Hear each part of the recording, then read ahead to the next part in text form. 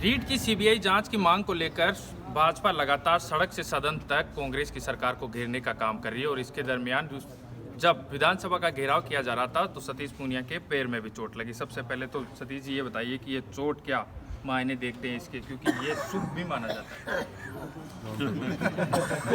चोट के मायने नहीं होते, चोट तो आकस्मिक होती है और आंदोलन में इस बात की कंडीशन नहीं होती कि आप बिल्कुल ही महफूज रहोगे। ये एजिटेशन का हिस्सा है, लेकिन हाँ, जिस तरीके से मुझे पुश किया गया वो मैं भी कल्पना नहीं कर रहा था, बिल्कुल इतना अनपेक्षित था। और जिस ढंग से मैं गिरा था तो कैसी भी चोट संभव थी।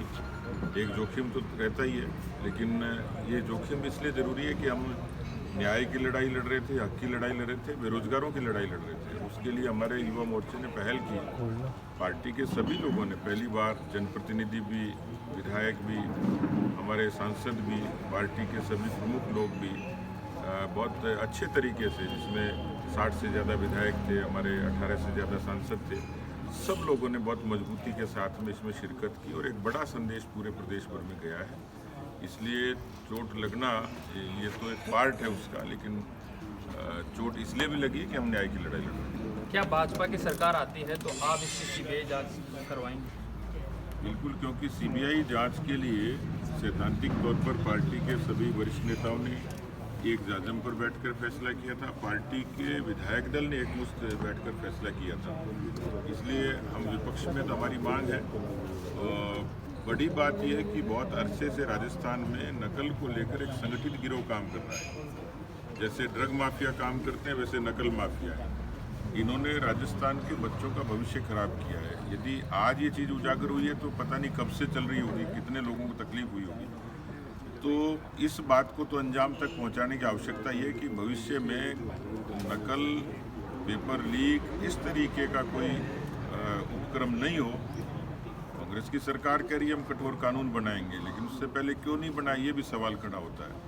तो मुझे लगता है कि कानून की तो आवश्यकता है ही, लेकिन कानून के प्रावधान भी मजबूत भी हों और सरकारों की इच्छा शक्ति ऐसी हो कि दोबारा से कोई किसी तरीके से नकल की, इस तरीके के संगठित नकल की हिम्मत नहीं करे। तो उसमें जो भी जायज़ होगा, सीबीआई की जांच की आवश्यकता लगेगी, वो भी करेंगे। क्या आप ये भी चाहते हैं कि इसमें केंद्र हस्तक्षेप करे, क्योंकि कांग्रेस की सरकार ने साफ मना कर दिया है कि इसमें सीबीआई की जांच नहीं? हम इस बात के लिए जिस भी मंच पर जाना होगा अपनी बात को कहेंगे, लेकिन राजस्थान में क्योंकि अभी ये मुद्दा स्थापित भी हो गया, जनचर्चा का विषय भी हो गया, बेरोजगार एक उम्मीद के साथ देख रहे हैं कि उनके साथ जो अन्याय हुआ है उस अन्याय का कोई परिणाम आएगा क्या।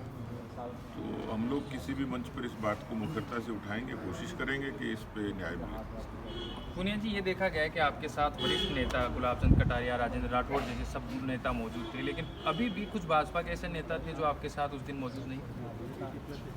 देखिए, नेताओं की अनुपस्थिति का सियासी कारण नहीं होता है, बहुत सारे व्यक्तिगत और पारिवारिक कारण होते हैं।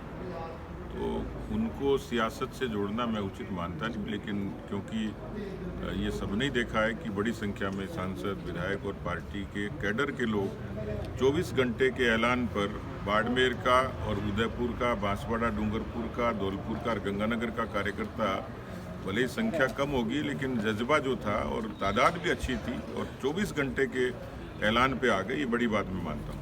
कांग्रेस अभी भी कर रही है कि भाजपा इसमें राजनीति कर रही है, भविष्य, युवाओं के भविष्य के साथ खिलवाड़ कर रही है। नहीं, राजनीति तो सभी कर रहे हैं, लेकिन हम लोक नीति के साथ भी और सच के साथ भी, बेरोजगारों के साथ भी। राजनीति तो कांग्रेस कर रही है, उनमें ईमान होता तो 3 साल में भर्तियां करवाते, लोगों को भर्ती करते, निरपेक्ष तरीके से करते। 15 से ज़्यादा भर्तियां तो प्रशासनिक और दूसरे कारणों से अटकी पड़ी हैं, न्यायालयों में लंबित हैं, अफसरों की टेबल पे पड़ी हैं, सरकार निर्णय नहीं कर पा रही।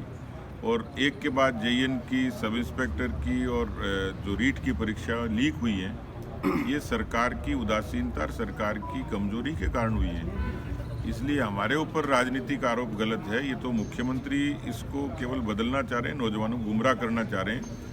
सीबीआई की जांच अलग पक्ष है और रोजगार देना अलग पक्ष है। वो इसको शामिल कर रहे हैं कि सीबीआई को जांच देंगे तो नौकरियां प्रभावित होंगी। कैसे होंगी? सीबीआई थोड़ी परीक्षा करवाती है, सीबीआई थोड़ी नौकरी देती है, सीबीआई जांच करेगी। सीबीआई की जांच से क्यों डर रहे हैं? डोटासरा जी कहते हैं कि ठठेरे की बिल्ली खुड़के से नहीं डरती, फिर सीबीआई से क्यों डर रहा भाई? करवाओ जांच। पुनिया जी, अभी ये भी देखा जा रहा है कि आपके नेतृत्व को कहीं ना कहीं कुछ भाजपा नेताओं द्वारा सहयोग नहीं मिल रहा है आपको। मुझे सबका सहयोग मिल रहा है, और सहयोग नहीं मिलता तो हम कोरोना में इतनी बढ़िया सेवा नहीं कर पाते। सहयोग नहीं मिलता तो पार्टी का इतना सशक्त संगठन खड़ा नहीं होता। सहयोग नहीं मिलता तो अमित शाह जी का दौरा इतना प्रभावी नहीं होता, जनप्रतिनिधि सम्मेलन इस तरीके से नहीं होता। सहयोग नहीं मिलता तो आज पार्टी का कार्यकर्ता अपने परिश्रम के 100 रुपये इकट्ठे करके पार्टी के लिए पूंजी का आधार तैयार कर रहा है, और यदि सहयोग नहीं होता तो इस तरीके से मूवमेंट भी खड़ा नहीं होता। एक आखिरी सवाल, 1980 के बाद में वसुंधरा राजे एक ऐसे थे जिन्होंने प्रदेशाध्यक्ष के बाद में मुख्यमंत्री बने। क्या ये आपको भी लगता है कि आने वाले समय में अब सतीश पूनिया प्रदेशाध्यक्ष मुख्यमंत्री कुर्सी तक जाएंगे? देखिए, मुख्यमंत्री का फैसला पार्टी का संसदीय दल तय करता है, पार्टी का आलाकमान तय करता है। हमारी प्राथमिकता है कि मैं अध्यक्ष के नाते अच्छा काम करूं, पार्टी को संगठित करूं, पार्टी को विपक्ष की भूमिका के तौर पर मजबूत करूं, पार्टी को सामाजिक सरोकारों से जोड़ने का काम करूं। इसलिए पहला हमारा काम है कि पार्टी मजबूत हो, दूसरा कांग्रेस सत्ता से बाहर जाए, और केवल एक बार नहीं हमेशा के लिए चली जाए, और पार्टी यहाँ पर लंबे समय तक शासन करे। कौन मुख्यमंत्री बनेगा ये भविष्य का गर्भ में है, और जब पार्टी जिसको तय कर देगी हम सब लोग उसके साथ खड़े हैं। ये थे हमारे साथ सतीश पूनिया, जिन्होंने बताया कि 2023 में यदि भाजपा की सरकार आती है तो हम सीबीआई की जांच, रीट की सीबीआई की जांच जरूर कराएंगे। कैमरामैन देवेंद्र के साथ सागर चौधरी।